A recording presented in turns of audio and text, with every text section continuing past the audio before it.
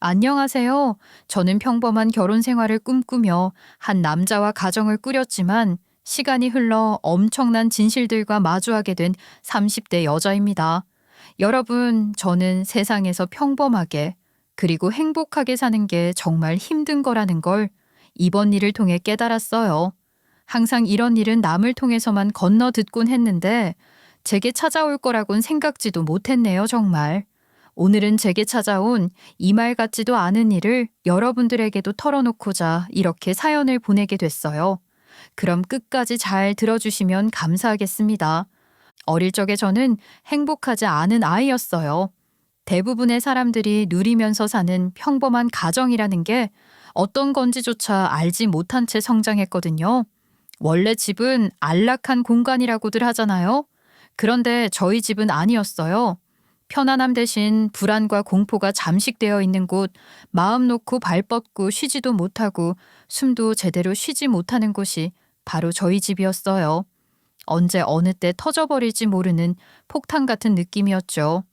매일 불안한 분위기 속에서 살아야 했지만 특히나 아버지가 술에 잔뜩 절어서 집으로 들어오는 날은 그 공포가 극에 달했어요.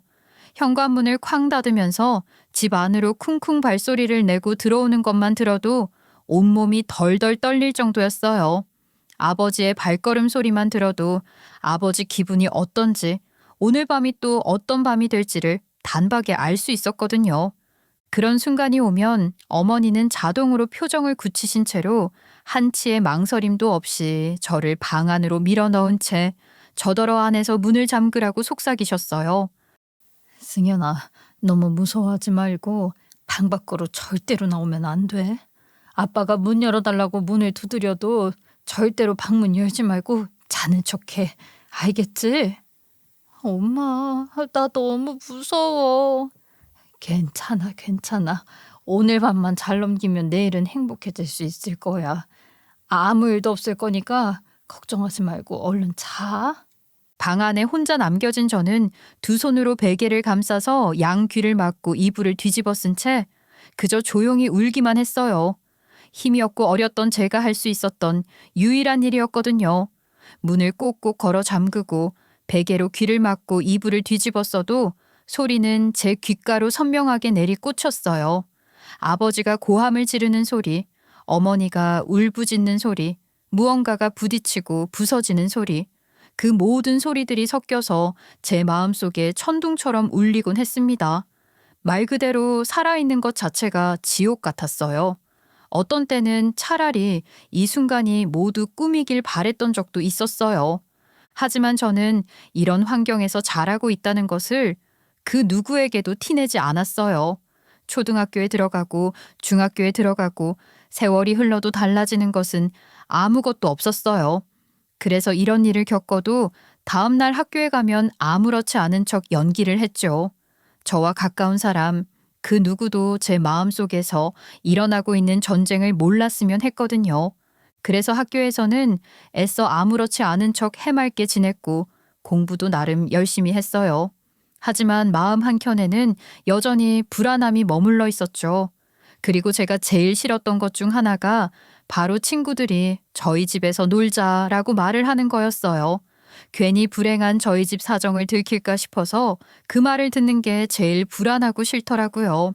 이런 가정 환경 속에서 자란 저는 자연스럽게 소심한 성격이 되었어요. 어릴 땐 아니었지만 나이를 먹고 머리가 크면 클수록 타인의 눈치를 보는 게 습관이 되었고 제 잘못이든 아니든 먼저 나서서 사과를 하는 것이 습관이 되었습니다. 친구들 사이에서 말수는 점점 줄어들었고 친구들의 의견에 끌려다니는 것이 일상이 됐어요. 유일하게 잘했던 것이 공부였지만 제가 공부를 잘하는 건 저희 집에서는 아무런 의미가 없었어요.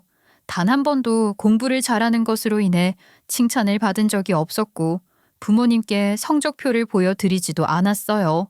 그런데 어느 날 뜬금없이 아버지가 저한테 이런 말씀을 하시더군요.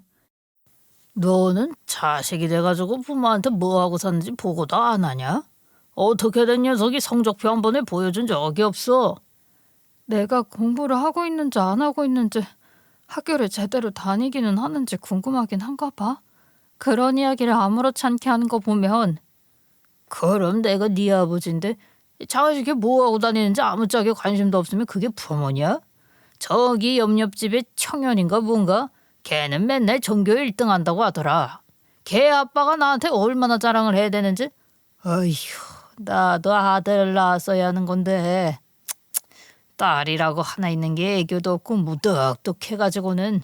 아버지는 계속해서 의미 없이 볼멘 소리를 내뱉었고 그 말을 듣고서 가방 속에 구겨진 채로 처박아 두었던 성적표를 꺼내서 보여주니 코웃음을 치더군요.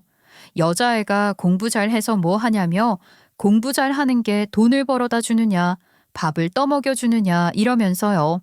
거기에 더해 여자는 다른 거 다 필요 없이 남자 잘 만나 시집만 잘 가면 만사 오케이 라고 말을 하더라고요. 어이가 없었죠. 저렇게 이야기를 할 거라면 차라리 저런 이야기를 하지나 말 것이지. 그날 이후로 저는 아버지를 마음속에서 지워버렸어요. 원래부터 제 인생엔 없었던 사람처럼 지워버리고 말았죠. 이와 동시에 어머니에 대한 마음도 점점 식어갔어요. 예전엔 그래도 힘들 때마다 어머니의 품에 안기면 조금은 안정이 되는 것 같았는데 머리가 크고 이성적인 생각이라는 것을 하게 된 이후부터는 어머니도 이해를 할 수가 없었어요. 뭐가 모자라서 아버지 같은 사람 옆을 떠나지 못하는 건지 답답하기만 하더라고요. 너희 아빠는 참 불쌍한 사람이야. 엄마는 왜 그렇게 생각을 해? 난 한 번도 그런 생각 해본 적이 없는데. 어릴 때 너희 할머니 할아버지한테 사랑 제대로 못 받고 자라서 그래. 사랑받는 법을 모르니까 사랑 주는 법도 모르는 거야. 그러니까 불쌍한 사람이지. 저는 그 말에 동의할 수 없었어요. 그 사람이 불쌍한 인생을 살았다고 해서 참지 않아도 될 것들을 감내할 필요는 없다고 생각했거든요. 그래서 저는 성인이 되자마자 저의 숨통을 조이고 있는 이 지긋지긋한 집에서 벗어나기로 마음을 먹었어요. 아니, 벗어나야만 했습니다. 그래야 제가 살 수 있을 것 같았거든요. 독립을 하기 위해서는 돈이 필요했기 때문에 저는 20살이 되기 전까지 열심히 아르바이트를 했어요. 학생 신분으로 할 수 있는 것들은 모두 해서 작은 원룸을 얻을 정도로 돈을 벌어두었죠. 그리고 마침내 꿈에 그리던 독립을 하던 날, 어머니는 나가는 저를 붙잡고서 카드 한 장과 통장을 꼭 쥐어주셨어요. 부모 밑에서 살다가 혼자 살려면 정말 필요한 것들이 많을 텐데 그릇부터 시작해서 온갖 잡동사니들도 다 네 돈으로 사야 하니까 통장 안에 300만 원 있어. 엄마가 너 나가는 날 주려고 아빠 몰래 모아놓은 거야. 나도 돈 있어 엄마. 내가 독립하려고 얼마나 열심히 일을 했는데 괜찮아. 안 줘도 돼. 나중에 가서 후회하지 말고 엄마가 준다고 할 때 받아. 혼자 산다고 막 살지 말고 끼니는 절대로 거르지 말고 문단속 철저히 하고 엄마가 필요하면 언제든지 전화하고 어지간하면 나가지 말라고 붙잡고 싶은데 엄마도 양심 있는 사람이라 차마 붙잡지는 못하겠다. 알았어. 엄마 나 잘 지내. 무슨 일 있으면 꼭 전화하고. 그리고 이제는 좀 참지 말고 터트리고 살아. 난 엄마가 마음에 병 나는 거 보고 싶지 않은 사람이니까. 그렇게 저는 태어나 처음으로 독립이라는 것을 하게 됐어요. 혼자 사는 생활은 꽤나 고단하고 외로웠지만 그만큼 자유로웠어요.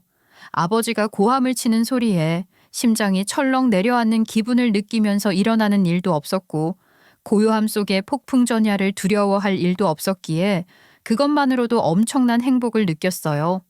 대학도 가지 않고 돈을 벌기 위해 공장에 취업한 저는 야간 잔업을 하는 날들이 많았는데 늦은 밤 퇴근해서 야식으로 라면 한 그릇을 끓여 먹는 것, 그게 저의 소소한 낙이었어요. 그렇게 살아보니 이게 정말 행복이구나 싶더라고요. 저의 20대는 그렇게 흘러갔어요. 남들은 광활한 캠퍼스를 누비고 예쁜 옷을 입으면서 연애도 하고 꽃 같은 청춘을 불태울 때 저는 헐렁한 작업복을 입고 기계 돌아가는 소리를 들으며 돈을 벌었어요. 힘들다기보다는 그냥 원래 이렇게 살아야 하나 보다 생각했어요. 그렇게 20대의 중반이 됐을 무렵쯤 드디어 어머니는 아버지와 이혼을 하기로 결정하셨습니다. 웬일이야. 아무리 미워도 평생 끼고 살 것처럼 말하더니. 그냥 어느 순간부턴간 집에도 잘 안 들어오고 그러다 보니까 내가 이 사람이랑 더 이상 같이 살아봐야 의미가 없겠구나 했지. 그래서 내가 네 아빠한테 어느 날에 이혼할까 하고 물어보니까 그냥 말없이 고개만 끄덕이더라고. 생각보다 쉽게 끝났어. 허무할 정도로. 그래, 잘했어. 엄마 인생에도 내 인생에도 제일 도움되는 일이 아빠랑 헤어지는 일이야. 조금만 더 일찍 결정했으면 더 좋을 뻔했네. 그러게, 나도 이렇게 쉽게 내뱉을 수 있는 말이었다면 왜 증자게 못했을까 좀 후회가 되기는 해. 말하기 전에는 참 갑갑했는데 하고 나니까 후련하다 얘. 등껍질이 훌렁하고 벗겨진 것 같아서 좋아. 어린 시절에는 이 악몽이 평생 끝나지 않을 거라 생각했어요. 그래서 집에서도 벗어나고 싶어 했던 거였는데 이렇게 끝이 나니 후련하기도 하고 또 한편으로는 어머니의 잃어버린 시간들에 대해 보상해 내라고 따지고 싶은 생각도 컸지만 그래도 잡음 없이 조용히 관계를 정리해 준 것에 의미를 두기로 했어요. 그렇게 고단한 어린 시절과 차에 피워내지 못했던 20대 초중반의 청춘을 지나 겨우 마음 편히 놓고 살 수 있는 일상을 만들어가던 제게도 어느 날 뜻밖의 사랑이 찾아왔어요. 살면서 단 한 번도 누려보지 못했던 평범한 일상. 남은 일생은 정말 아무 일 없이 누구보다도 평범하게 살고 싶은 소망을 가졌던 저의 삶에 조용히 스며든 사람은 바로 친구의 소개로 만난 남편이었어요. 남편은 저희 집 근처에 있는 큰 공장에서 사무직으로 근무를 하는 사람이었는데 저와 나이 차이는 8살이 나던 사람이었습니다. 8살이나 차이가 난다고? 나랑? 야, 나이가 너무 많은 거 아니야? 요즘은 띠동갑이랑도 결혼하고 그런댄다. 그리고 정말 좋은 오빠야. 딱 한 번만, 응? 그냥 안 사귀어도 되니까 소개나 좀 받아봐. 사람 인연이라는 건 모르는 거라고 혹시 알아? 거기서 눈 딱 맞아서 사귀게 될지. 너 연애 한 번도 안 해봤잖아. 이참에 한 번 해보는 거지. 처음 소개를 받았을 땐 사실 별로 큰 기대를 하지 않았어요. 어릴 적부터 봐왔던 남자가 아버지였던 터라 남자에 대한 불신이 어릴 때부터 너무 깊이 자리 잡고 있었기도 하고 아무리 좋은 사람이라 하더라도 마음이 쉽게 열리지가 않았거든요. 게다가 나이 차이도 많이 나는 편이었기 때문에 만난다고 하더라도 잘 되는 게 아니라 그냥 밥이나 한 끼 먹는 형식적인 만남이 되겠지 싶었어요. 애초에 친구가 제발 소개를 한 번만 받아달라고 부탁에 부탁을 해서 억지로 만나는 것이었기에 마음을 열어줄 생각이 아예 없었기도 했죠. 그런데 첫 만남부터 남편은 저의 마음을 확 움직였어요. 저의 이야기를 진지하게 들어주고 말투 하나하나에 따뜻함이 배어있는 사람이었어요. 게다가 8살이라는 나이 차이가 무색할 정도로 동안인데다가 센스도 있고 건실해 보이는 모습까지 보이니 저도 모르게 마음이 동하더라고요. 철딱선이 없고 감정 기복이 심한 또래 남자들보다는 남편이 훨씬 성숙하고 따뜻해 보였고 저를 지켜줄 수 있는 사람이겠다라는 생각이 들었어요. 무엇보다 만나고 알아가는 내내 저를 굉장히 많이 배려해주는 모습에 결국 마음을 열게 됐어요. 제 인생 첫 번째 연애를 시작하게 된 것이었죠. 처음으로 누군가를 만나고 사랑을 했기에 어색하고 서투른 것도 물론 있었지만 남편은 그런 저에게 그저 사랑만 주던 사람이었어요. 그리고 남편에 대한 마음이 하루하루 커져갈 쯤 제가 겪어온 불행에 대해서 처음으로 고백을 하게 됐어요. 그런 일이 있었구나. 어렸을 때 정말 많이 힘들었겠다. 지금은 아버지랑은 아예 연락 안 하고 지내는 거야? 어디서 뭘 하고 사는지도 몰라. 완전히 연락이 끊겨버렸거든. 이제 와서 연락한다고 해도 받아줄 생각도 없지만. 미안해, 이제 와서 이런 얘기해서. 나 참 웃기지? 아니, 하나도 안 웃겨. 난 되려 기특하기만 한데 그런 일을 겪었어도 삐뚤어지거나 엇나가는 거 하나 없이 이렇게 잘 커졌잖아. 견뎌내느라고 고생 많았어. 평범하지 않은 불행마저 감싸주는 그의 모습을 보고 3년이라는 시간을 만나면서 저는 이 사람과 자연스럽게 결혼을 해야겠다는 생각을 하게 됐어요. 서로에 대해서 알 만큼 알았고 서로를 무척이나 신뢰하고 있었기 때문에 앞으로의 미래도 함께하게 된다면 정말 행복할 것 같았거든요. 결혼 허락을 받기 위해서 처음으로 찾아뵌 시부모님도 정말 괜찮은 분들이었어요. 제가 부모님이 이혼을 하셨고 지금은 어머니랑만 산다는 것을 솔직하게 털어놓아도 그런 것 정도는 전혀 문제되지 않는다며 따뜻하게 받아들여 주셨어요. 어머니는 그 사실을 알고 나서 무척이나 놀라셨어요. 요즘 그런 걸 쿨하게 받아들이지 못하는 사람들도 많은데 감사하다면서요. 양가 식구들의 결혼 허락을 받은 저희 두 사람은 조용히 혼인신고만 하고 살기로 했어요. 둘 다 허례허식을 별로 좋아하지 않기도 했고 소란스럽게 결혼식을 올리고 싶지도 않았거든요. 낭만도 없었고요. 그리고 저는 오랫동안 살던 집을 정리하고 남편이 살던 집으로 들어가게 됐어요. 그곳이 바로 저희의 신혼집이 됐죠. 살던 동네도 달라졌고 환경도 달라져서 온통 적응해야 할 것들 투성이었지만 사랑하는 사람과 함께라는 사실만으로도 위안이 되었고 저는 달라진 일상에 빠르게 적응해 갔어요. 결혼 생활의 첫 시작은 나쁘지 않았어요. 서로를 배려하면서 서로 맞지 않는 일상생활의 리듬과 생활 습관 같은 것들을 하나하나 맞춰가면서 잘 지냈죠. 하지만 시간이 지나면 지날수록 점점 변화가 생기기 시작했습니다. 남편은 여전히 다정한 사람이었지만 이상하게도 저의 사소한 행동 하나하나에 계속 지적을 하고 훈수를 두더군요. 여보, 이거 냉장고 이거 뭐야? 자기가 다 사다 놓은 거야? 어? 아까 마트에 장 보러 갔다 왔는데 싸게 팔길래 자기 그거 잘 먹잖아. 할인할 때 사놓으면 좋겠다 싶어가지고 샀지. 왜? 냉장고에 음식 꽉꽉 들어차 있는 거 안 보여? 할인한다고 다 좋은 것도 아닌데 왜 자꾸 쓸데없는 데에다 돈을 써? 아유, 우리 어머니가 이거 보셨으면 아주 잔소리 한 방 크게 들었을 거야. 거슬렸던 건 무슨 행동을 하던 전부 다 어머님을 들먹이면서 얘기를 한다는 거였어요. 그리고 제가 좋아하고 본인이 좋아하지 않는 음식을 사놓으면 입이 대빨 튀어나와서 구시렁거리는 것은 예산일이었죠. 이런 남편의 행동이 이해도 안 되고 짜증도 났지만 함께 살다 보면 이 정도 안 맞는 것 정도는 충분히 감내할 수 있었어요. 서로 다른 환경에서 살아온 사람들이기에 이런 것까지 맞추려면 시간이 걸리는 건 당연한 거라고 생각했거든요. 그러던 어느 날 남편이 직장 동료에게 선물을 하나 받았다며 탁상용 스탠드 하나를 집에 들고 온 날이 있었어요. 겉보기에는 일반적인 탁상용 스탠드처럼 보였는데 이상하게도 전원 버튼 근처에 아주 작고 동그란 구멍 하나가 있더라고요.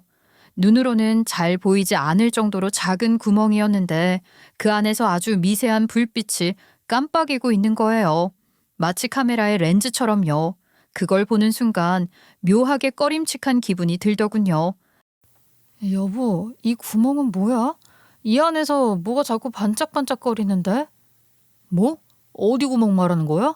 내 눈에는 안 보이는데. 여기 이 부분 좀 자세히 봐봐. 보이지? 빨간색으로 깜빡거리는 거. 그거 그냥 기계에 달려있는 거잖아. 요즘은 다들 이렇게 나오는데 별거 아니니까 너무 신경 쓰지 마. 하지만 마음속에 한번 피어난 의심과 걱정은 쉽게 지워지지 않았어요. 그래서 전원을 한번 꺼봤는데 전등은 꺼졌지만 그 구멍 사이에 빨간 점등은 꺼지지 않고 계속 불이 들어와 있었어요. 그런데 더 이상한 건 뭐였는 줄 아세요?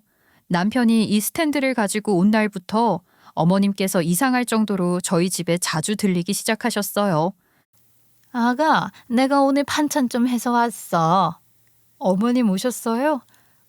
저번에 해주신 반찬들 나 아직 다 안 먹었는데.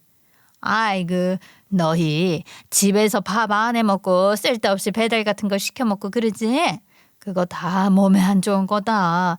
살찌고 건강 나빠지고 보아하니 청소도 안 하고 사는 것 같은데 온 김에 내가 손 좀 봐줄게. 여기서 더 웃겼던 건 어머님이 신혼집에 밥 먹듯이 들락거리시는 건 당연한 일처럼 여기면서 친정엄마가 집에 오는 건 부담스럽다는 남편의 태도였어요. 사위인 본인이 엄청 불편하고 부담스럽다는 둥, 괜히 신경을 써야 할 것 같다는 둥, 남편의 그런 말을 다 무시한 채 집에 친정엄마가 들렸다가 가는 날이면 그건 그것대로 제게 짜증을 냈어요. 나중에는 친정엄마 앞에서도 대놓고 볼멘 소리를 늘어놓곤 해서 이런 소소한 문제들로 남편과 다투는 날들이 늘어만 갔어요. 그런데 이상한 일은 이뿐만이 아니었어요. 계십니까? 김영선 씨 댁 맞죠? 네? 김영선 씨요? 아니요, 여기 그런 사람 안 사는데요. 김영선 씨 앞으로 등기 갔는데 주소지를 잘못 입력하셨나? 어느 날 낯선 이름으로 저희 집에 등기 한 통이 도착했어요.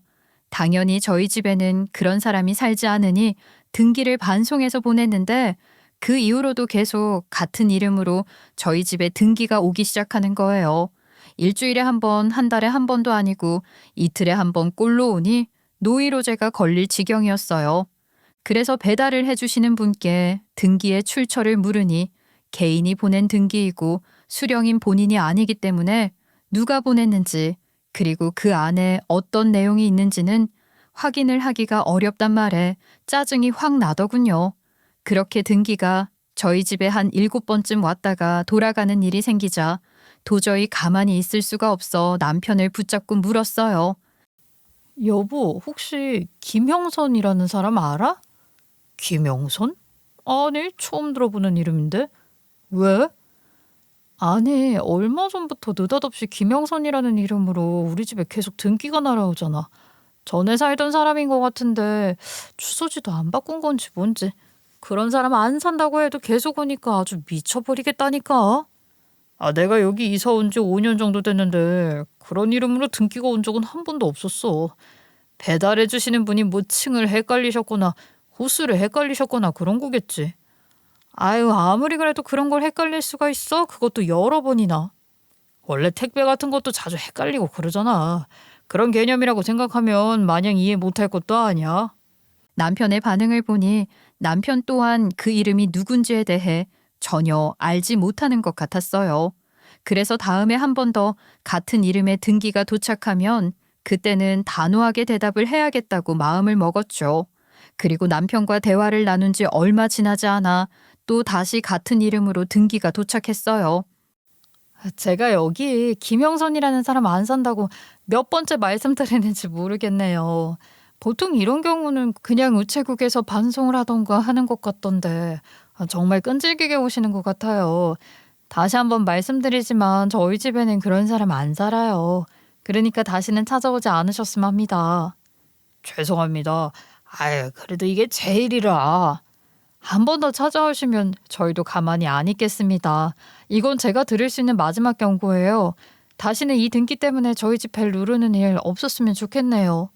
집배원님은 당황스러운 표정으로 고개를 끄덕이며 재차 죄송하다는 이야기를 한 다음 앞으로 해당 이름으로 배달되는 등기가 있다면 주소를 확인하고 우체국에 보관을 해놓겠다고 해주셨어요. 다행히 저의 진심이 통한 건지 그날 이후부터는 같은 이름의 등기가 단 한 통도 저희 집으로 오지 않았어요.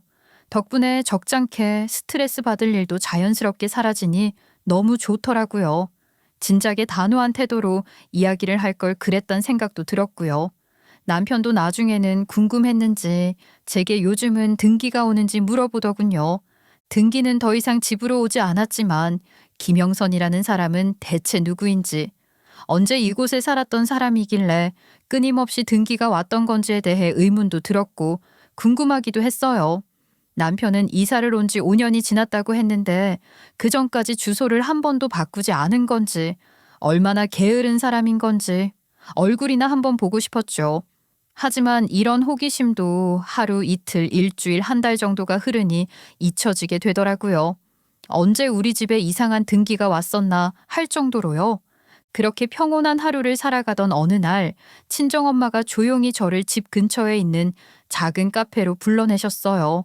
그래서 나갔더니 평소와는 달리 어딘가 차분한 얼굴로 앉아있는 친정엄마는 제가 자리에 앉자마자 가방에서 두툼한 서류 봉투를 꺼내 조심스럽게 건네셨어요.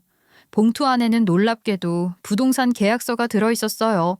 그것도 48평짜리 아파트의 매매 계약서였죠. 꽤나 괜찮은 위치에 있는 신축 아파트인 것을 확인한 저는 깜짝 놀랄 수밖에 없었어요. 엄마, 이게 다 뭐야, 갑자기? 웬 아파트 계약서? 엄마 돈이 어디서 나서? 여태까지 박서방이 너한테 하는 걸 보니까 네가 제대로 길을 못 펴고 사는 것 같아서 아이 왜 그럴까 생각을 해보니까 결혼식도 제대로 못 올리고 집안이 별 볼 일 없으니 무시를 하는구나 싶은 생각이 드는 거야.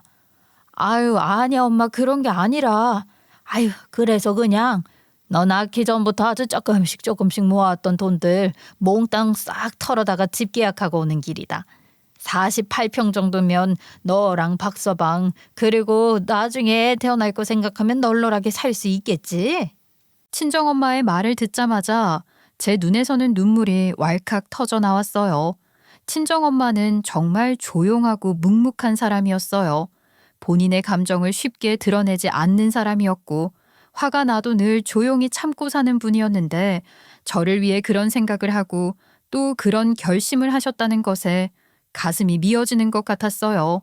하나뿐인 외동딸인 제 삶을 더 나아지게 하겠다고 친정엄마는 본인의 인생에서 가장 귀중한 자산을 털어 제게 선물한 거였죠. 저는 친정엄마에게 뭐 하나 제대로 해드린 것이 없었는데 저는 이렇게 큰 선물을 받고 괜히 불효를 저지른 것 같은 마음에 하염없이 눈물만 흘리고 있으니 친정엄마는 제 손을 꼭 잡아주셨어요. 승연아, 아유, 그만 울어. 이쁜 얼굴 다 망가진다. 엄마는 우리 딸 이렇게 우는 거 보고 싶어서 선물 가지고 온 게 아닌데. 미안해, 엄마. 기분 좋아서 웃어야 하는데 도저히 웃음이 안 나. 나 좀 창피하다. 엄마가 그렇게 생각할 정도로 내가 안 좋아 보였나 싶어서. 얘는 내가 너 그럴 줄 알았어. 그런 게 아니야. 그냥 엄마가 되면 눈에 다 보이는 게 있어. 우리 딸이 어떻게 살고 있는지, 어떤 감정을 가지고 있는지 엄마 눈에 읽히니까 승연이가 조금이라도 더 행복해졌으면 하는 마음에서 이렇게 선물 준 거야. 아이, 그러니까 울지 말고 웃어. 그리고 앞으로 더 잘 살면 되지. 그렇게 한바탕 눈물을 쏙 빼고 저녁이 되었을 때 저는 조심스럽게 남편에게 이 사실을 전했어요. 남편은 깜짝 놀라며 한동안 멍하니 있다가 곧바로 친정엄마에게 전화를 걸었고 다소 당황한 목소리로 제게 그렇게 대한 것이 아니었다며 마구 해명을 하기 시작했습니다. 친정엄마는 남편의 말을 한마디도 끊지 않고 모두 들어주셨고 남편은 이내 집을 사준 것에 대한 감사 인사와 함께 죄송하다는 말을 덧붙였어요. 그래, 우리 박서방 진심 잘 알았으니까 더 이상 말은 하지 않을게. 그래도 우리 승연이한테 잘해줘. 내 인생에 있어서 제일 아픈 손가락이자 세상에서 제일 사랑하는 하나뿐인 딸이니까. 알았지? 네, 장모님. 꼭 명심하면서 알겠습니다. 그리고 장모님께도 정말 잘하겠습니다. 전화를 끊은 남편은 말없이 한참을 앉아 있었어요. 평소와는 다르게 뭔가 많이 깨달은 듯한 표정이었죠. 본인이 여태까지 제게 해왔던 행동들에 대해서 반성을 하는 것도 같았고요. 그리고 나중에는 앞으로 저를 업고 살겠다는 말도 해주더라고요. 설령 빈말일지언정 기분은 무척이나 좋았어요. 그렇게 집을 선물 받고 한 달 정도가 지난 후 원래 살던 집을 정리한 다음 새 집으로 이사를 가던 날이었어요. 포장 이사를 마치고 마지막 상자를 정리하면서 집을 싹 둘러보는데 이전에 살던 집보다 훨씬 더 넓어진 게 실감이 되더라고요. 여기가 정말 우리 부부가 살 집인가 싶어서 계속 둘러보고 있는데 남편이 짐을 정리하다 말고 제게 슬쩍 다가와서 뜬금없이 이런 말을 하는 거예요. 여보, 있잖아. 집은 참 좋긴 한데 여기 우리 둘이 살기는 좀 많이 넓을 것 같지? 응? 아이, 뭐 그렇지. 근데 미래를 생각하면 딱 좋은 사이즈 아닐까? 지금은 아이가 없지만 우리 사이에 언제 아기가 생길지 모르는 거기도 하고. 아, 뭐 그렇긴 하지. 그런데 그 전까지 누구랑 같이 사는 건 좀 그렇지? 그게 무슨 소리야. 말을 해도 좀 이해를 할 수 있게 해봐. 저는 그때까지만 해도 남편의 말뜻을 전혀 이해하지 못했어요. 그런데 얼마 지나지 않아 갑자기 초인종이 울렸고 뭐지 싶어서 현관문을 열어보니 어머님께서 본인 몸만한 캐리어를 들고 저희 집으로 들어오시는 거예요. 본인의 짐을 모두 다 들고 오신 것 같았죠. 마치 본인의 집에 들어오는 것처럼 의기양양하게 들어오는 어머님과는 달리 아버님은 뒤따라 들어오시면서 굉장히 난처한 표정을 짓고 계셨어요. 전 눈앞에 펼쳐진 이 상황이 무슨 상황인지 도무지 납득이 되지 않았어요. 정말 순식간에 일어난 일이었거든요. 제가 넋을 놓고 있는 동안 어머님은 제일 큰 방으로 들어가 자연스럽게 짐을 풀고 계셨어요. 어머님, 이게 다 뭐예요? 캐리어는 왜 들고 오신 거예요? 뭐 어디 장기 여행이라도 가시는 거예요? 아니, 나 오늘부터 이 집에서 살려고 왔다. 아이고, 내 방은 여기가 딱 좋겠구나. 사이즈도 넓게 빠진 게 아주 마음에 드네. 어머님의 대답에 제가 남편을 쳐다보자 남편은 제 시선을 피한 채로 모른 척 휘파람을 불며 다시 짐을 정리하기 시작했어요. 대충 상황으로 보면 남편과 어머님이 이미 말을 맞춰놓은 상태였고 제게는 당일날에 이렇게 행동으로 통보를 하는 것처럼 보였죠. 어머님은 뒤집어지는 제 속을 아시는 건지 모르시는 건지 즐겁게 짐을 풀어놓고 계셨고 아버님은 제게 슬쩍 다가와 미안하다고 말씀을 하셨어요. 이건 아니라고. 정말 경우에 어긋난 거라고 몇 번이나 말을 해도 눈을 가리고 귀를 막은 것처럼 행동을 해서 어쩔 수가 없었다는 아버님의 말을 듣고 저는 큰 방으로 가 어머님의 짐을 도로 캐리어에 넣기 시작했어요. 어머, 얘야, 너 지금 뭐 하는 거야? 나 짐 푸는 거 안 보이니? 어머님, 지금 뭔가 단단히 착각하시는 것 같은데요. 여긴 저희 부부가 살 집이에요. 너희 둘 집이겠지만 명의는 우리 아들 명의겠지. 얘기 다 들었다. 사부인께서 집해주시면서 명의는 성우 명의로 해놓으라 하셨다면서. 아유, 다 됐고 하나만 딱 골라. 내가 짐 들고 온 게 아니고 오면 우리 아들이랑 이혼해라. 아니면 나랑 살던가. 태어나서 처음 들어보는 황당한 논리에 저는 기가 막혀 그만 웃음이 터져버리고 말았어요. 혼자 속으로 웃는 것도 아니고 그냥 대놓고 미친 사람처럼 소리를 내어 웃어버렸죠. 지금 제게 찾아온 이 현실이 믿기지 않기도 하고 허탈하기도 하고 너무 웃기기도 했거든요. 제가 실성을 한 듯 미친 사람처럼 웃기 시작하자 남편은 물론 뒤에 서 계시던 아버님과 마구 짐을 풀던 어머님마저 저를 나사 하나 빠진 사람처럼 바라보기 시작했어요. 그런데 정말 여러분들이 보기에도 웃기지 않나요? 며느리가, 아니 엄연히 말하면 저희 친정엄마가 해온 집에 당연하다는 듯 들어와서 짐을 풀어대는 뻔뻔한 태도하며 눈 하나 깜빡이지 않고 내뱉는 그 말들하며 그리고 제가 웃음을 터뜨렸던 건 그뿐만이 아니었어요. 사실 저는 어머님이 어떤 가면을 쓰고 있는 사람인지 알고 있었습니다. 원래부터 알고 있었던 건 아니고 대략 이사를 일주일쯤 앞두고 있었던 어느 날에 우연찮게 알게 됐어요. 그날 아침 남편은 출근을 한 상태였고 저는 이삿짐을 하나씩 정리하고 있었어요. 짐 정리를 하다가 허리가 너무 아파서 짐을 싸는 걸 멈추고 쉬려던 찰나 초인종이 울리는 거예요. 찾아올 사람이 없는데 누구지 싶어 문을 열어보니 문 앞에는 처음 보는 낯선 할아버지가 한 분 서 계셨어요. 누가 봐도 몹시 남루해 보이는 옷차림에 손에는 낡은 가방 하나만 든 채로 저를 빤히 쳐다보고 있었죠. 그 눈을 바라본 순간 뭔가 쎄한 기분이 들어 활짝 열었던 문을 반쯤 닫아버렸어요. 죄송한데 누구세요? 혹시 김형선이라는 사람을 알고 있습니까? 아휴, 또 시작이네.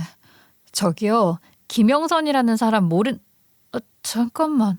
일전에 찾아오셨던 집배원 아저씨가 아닌데? 누구신데 김형선을 아냐고 물어보시는 거예요? 처음에는 김형선이라는 이름 하나에 문득 짜증이 확 밀려와서 무작정 모른다고 소리를 지를 뻔했는데 곰곰이 생각을 해보니 그 이름이 떠오르더군요. 시간이 많이 지났기에 제가 잠시 그 익숙한 이름을 잊고 살았던 거였어요. 모를 리가 없었습니다. 날이면 날마다 등기로 괴롭혀댔는데 그걸 어떻게 모르겠어요? 그랬더니 그 노인은 방긋 웃으며 그 이름의 정체가 누구인지 알려줄 테니 알고 싶으면 본인을 따라오라고 하더군요. 근데 그 웃음이 너무 섬뜩하기도 하고 모르는 사람을 뭘 믿고 함부로 따라가나 싶어 그냥 미친 사람 취급을 하고 문을 닫아버리려던 순간 그 노인의 한마디가 저의 행동을 멈추게 만들었어요. 그 노인이 남편의 이름을 말한 것이었죠. 저희 남편 이름을 어떻게 알고 계시는 거예요? 그걸 알고 싶으면 저를 따라오세요. 아니 멀리 가지는 않을 겁니다. 나 수상한 사람 아니고 해코 잘 생각도 없으니 조용히 따라오면 됩니다. 그쪽이 궁금해하는 모든 진실을 제가 알려드릴 테니까요. 그 말에 저는 홀린 듯 할아버지를 따라 나섰습니다. 그리고 저희는 집 근처에 있는 카페에 도착을 했고 자리에 앉자마자 노인은 낡은 가방에서 서류를 한 뭉치 꺼내면서 자신을 소개했어요. 그 노인의 정체는 바로 남편의 외삼촌이었습니다. 그리고 그 외삼촌이라는 분이 들려준 이야기는 가히 충격 그 자체였어요. 첫 번째로 지금의 시어머니가 남편의 친어머니가 아니라는 사실이었습니다. 남편의 친어머니는 따로 계셨고 남편이 10살 무렵 아버님과 남편의 친어머니께서 이혼을 하셨다고 했어요. 그런데 정상적으로 이혼을 한 것이 아니라 어머님의 모함으로 인해서 이혼을 하신 거라고 하더라고요. 아버님은 그때 당시 작은 중소기업을 운영하고 계셨다고 했어요. 그런데 사랑하는 아내와 아들이 있었음에도 불구하고 당시 회사 경리로서 일을 하고 있던 지금의 시어머님과 눈이 맞았다고 하더군요. 정확히 말하면 쌍방으로 눈이 맞았다기보다는 어머님께서 아버님을 작정하고 유혹한 거라고 했어요. 넘어올 수밖에 없도록 말이죠. 하필 그 당시 누님은 희귀한 말기 진단을 받은 상황이었어요. 핑계대고 이혼을 하기에 딱 좋은 상황이었던 거죠. 아버님은 어머님이랑 바람을 피고 계셨고 친어머님은 희귀한 말기. 한마디로 정말 최악의 상황이었네요. 더 최악이었던 건 그 사실을 알고 나서 어머님이 아버님께 이혼을 부추겼다는 점이었어요. 그리고 남편의 친어머니에게 가서는 말을 바꿔서 아버님이 회사에서 다른 직원과 불륜을 한다고 폭로를 했다고 하더라고요. 마치 남편의 친어머니를 위하는 척, 공익을 위해 폭로를 하는 척 하면서 말이죠. 누님은 그 사실을 듣고 나서 더 시름시름 알아누웠고 저는 매형을 찾아가 정신 차리라고 인정사정 없이 손을 쓰기 시작했어요. 매형도 죄책감에 시달리는 것 같긴 했지만 그 여자한테 제대로 뭐가 씌었던 건지 뭔지 그 여자랑 헤어지는 건 죽어도 포기를 하지 않더라고요. 결국 아버님은 바람을 피웠다는 것을 순순히 시인하며 친어머니에게 이혼을 요구했다고 했어요. 그 후 친어머니의 건강상 문제로 인해 양육권은 경제력이 있는 아버님께로 넘어갔고 재산 분할도 거의 해주지 않으셨다 하더라고요. 그리고 정확히 7개월 후 남편의 친어머니는 병세가 급격히 악화되면서 결국 세상을 떠나셨다고 해요. 장례식도 조촐하게 치렀는데 아버님은 물론 남편도 친어머님의 장례식에 참석하지 않았다고 하더군요. 그 소리를 듣는데 제3자인 제가 더 화가 나더군요. 누님이 그렇게 허무하게 세상을 떠나고 나도 한동안 너무 힘들어서 설독에 빠져 살다시피 했어요. 그러다가 정신과 치료를 오랫동안 받게 됐죠. 근데 생각을 해보니 내가 이러고 살면 우리 누나가 억울해서 편히 눈을 못 감겠다. 구천을 떠들겠구나. 이런 생각이 드는 거예요. 그래서 몇 년 전부터 뒷조사를 하기 시작했지요. 여기서 저는 충격적인 진실을 마주할 수 있었어요. 어머님의 원래 본명이 바로 제가 귀에 딱지가 앉을 정도로 듣던 김형선이었던 겁니다. 지금의 이름은 개명을 한 이름이고 개명을 한 지는 얼마 되지 않았다고 하더군요. 게다가 원래는 회사에서 격리로 근무를 하던 사람이 아니라 남들에게 사기를 밥 먹듯이 치면서 개차반처럼 살던 술집 출신이라는 말에 경악을 금할 수가 없었어요. 그렇게 고고한 척, 우아한 척, 깔끔한 척은 혼자 다 하더니 술집 여자 출신이라니 사람을 써서 확인을 해본 결과 사기, 절도 등 전과 이력도 굉장히 화려한 데다가 신분 세탁을 싹 해버린 덕에 아버님 남편과 아무렇지 않게 함께 살고 있는 것이었어요. 그분이 건네준 사진들을 보니 신분 세탁을 하지 않았더라면 지금 누리고 있는 것들은 차마 꿈도 꿀 수 없을 정도더라고요. 그리고 가스라이팅을 아주 잘해서 아버님과 남편을 거의 본인이 길들이듯이 하고 사는 것이었습니다. 뿐만 아니라 그동안 저희 집 앞으로 왔던 김형선이라는 이름으로 도착한 등기 우편들 또한 모두 다 외삼촌께서 보내신 것이었어요. 사람을 시켜서 집 주소를 알아내신 거라고 하시더라고요. 그리고 뒤늦게 알게 된 사실이지만 저희가 살았던 신혼집은 사실 남편의 집이 아니라 시부모님의 명의로 된 집이었다더군요. 그런데 저와 연애를 시작하고 결혼을 결정했을 무렵 시부모님께서 남편 명의로 집을 돌려주고 새로운 집을 얻어 이사를 가신 것이었다는 말에 소름이 쫙 돋는 거예요. 원래는 같이 살던 집이었지만 그러지 못하니 계속 그렇게 간섭과 집착을 하듯 여러 가지 핑계를 대고서 집에 찾아오셨던 것이었어요. 매형은 늦었다고 치더라도 조카한테만큼은 아직 늦지 않았겠다 싶어서 꾸준히 등기를 보낸 거였어요. 김영선이라는 이름으로. 적어도 본인 새엄마 이름 정도는 알 테니까요. 그런데 끝까지 문을 열어주지 않더군요. 그동안 혼자 아르시느라고 많이 힘드셨겠어요. 전 정말 아무것도 모르고 있었는데 사실을 알고 나니까 정말 충격적이네요. 그동안 김형선이라는 이름을 가진 사람이 대체 누굴까 속으로 생각만 했는데 알고 나니까 정말 역겹기까지 하네요. 당신 시어머니라는 사람, 그 사람은 워낙에 교활하고 영악한 여자라서 당신한테도 이제 어떤 짓을 저지를지 몰라요. 최근에도 사람을 써서 알아보니 이 여자 뒤에 조직 같은 것들이 움직이고 있는 것 같다고요. 제가 해줄 수 있는 말은 여기까지입니다. 그분은 일어나시면서 제게 서류를 건네주셨고 저는 서류를 가지고 집으로 돌아와 멍하니 서류들을 하루 종일 들여다봤어요. 손이 떨리고 심장이 두근거렸어요.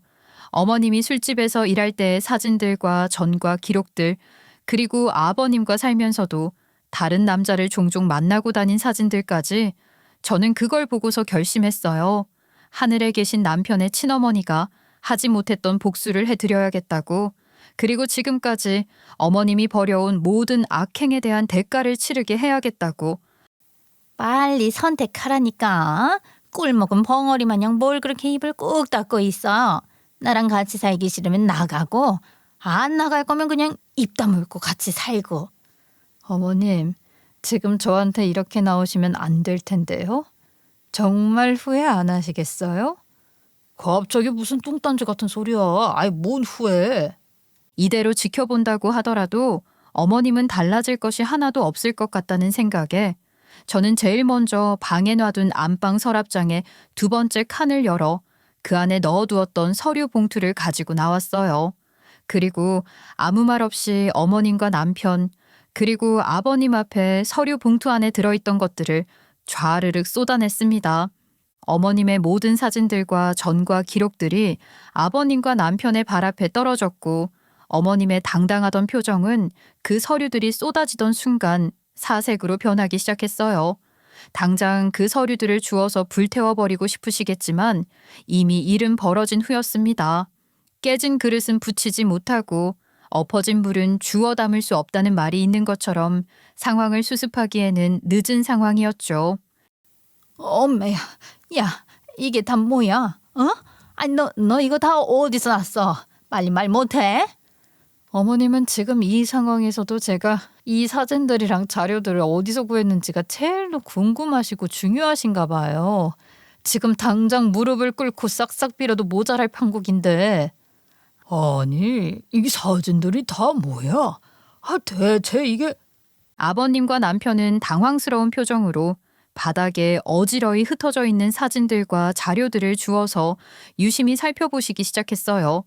어머님은 뒤늦게 정신을 차리고 아버님과 남편을 막으려고 부단히 애를 쓰셨지만 어머님 혼자의 힘으로 건장한 남자들을 막기에는 역부족이었어요. 어머님이 짧은 옷을 입고서 남자들과 함께 있는 사진, 술을 마시고 있는 사진, 스킨십을 하고 있는 사진까지 하나같이 모두 인상이 절로 찌푸려지는 것들 뿐이었고 손으로 사진들을 한 장 한 장 넘길 때마다 아버님과 남편의 표정도 절로 일그러졌어요. 그런 반응을 보이는 것이 당연했어요. 저 역시도 그 사진들을 처음 봤을 때 너무 역겨워서 저절로 구역질이 날 정도였거든요. 아니, 여보, 이런 사진을 누가 준 거야? 당신 외삼촌, 당신 친어머니의 동생. 기억하지? 그분이 나를 찾아오셔서 이 자료들을 전해주셨어. 그리고는 돌아가신 어머님의 억울함을 이제라도 좀 풀어달라고 하시더라. 이렇게라도 해야 편히 눈을 감으실 수 있을 것 같다고. 그래서 내가 그러겠다고 했어. 외삼촌? 외삼촌이 죽고 갔다고 했어 지금? 당신 외삼촌이 이 말도 전해달라고 하시더라.